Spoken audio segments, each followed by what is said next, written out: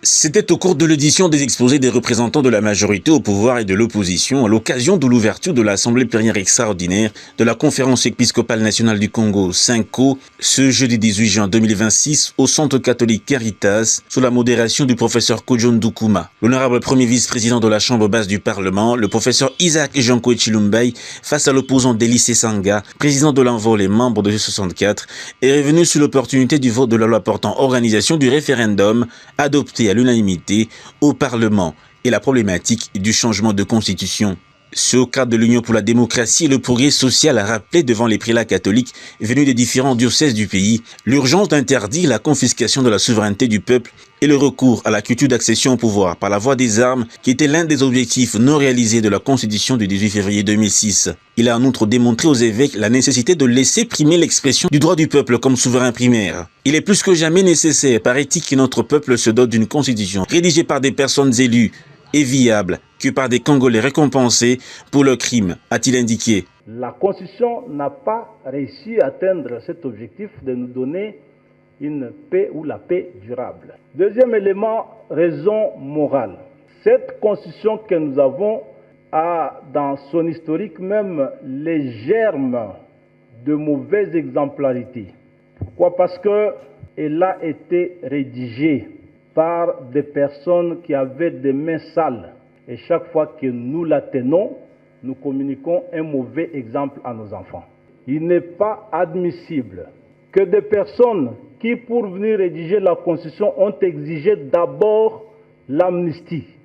Parce que tous avaient tué. Je dis bien tous sans exception. Tous avaient tué, tous avaient violé, tous avaient assassiné, tous étaient couverts des crimes odieux qui troublent la conscience collective de l'humanité aujourd'hui.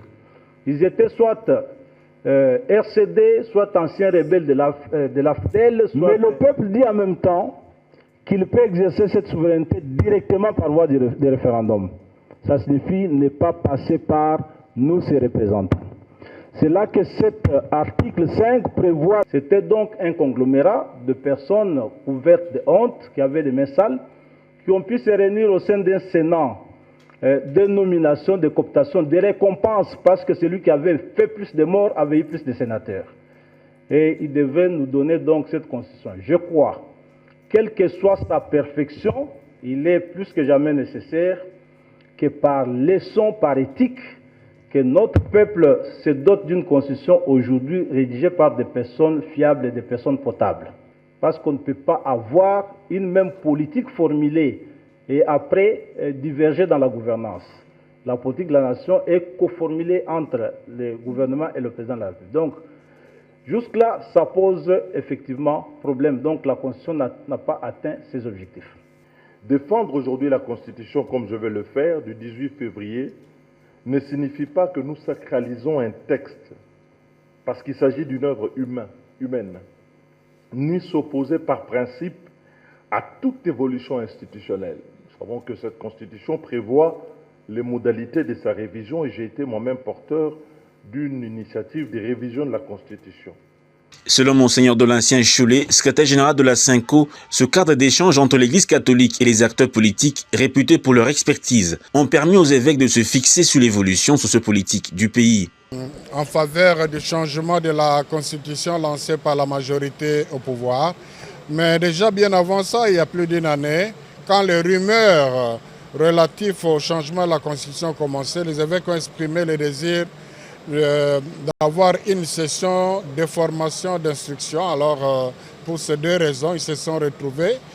Cette matinée, ils ont écouté des experts apolitiques. Je suis très satisfait parce que tous les 5 orateurs qu'on a reçus aujourd'hui sont vraiment des éminences grises, hein, donc vraiment de personnes de haute facture qui maîtrisent leur science.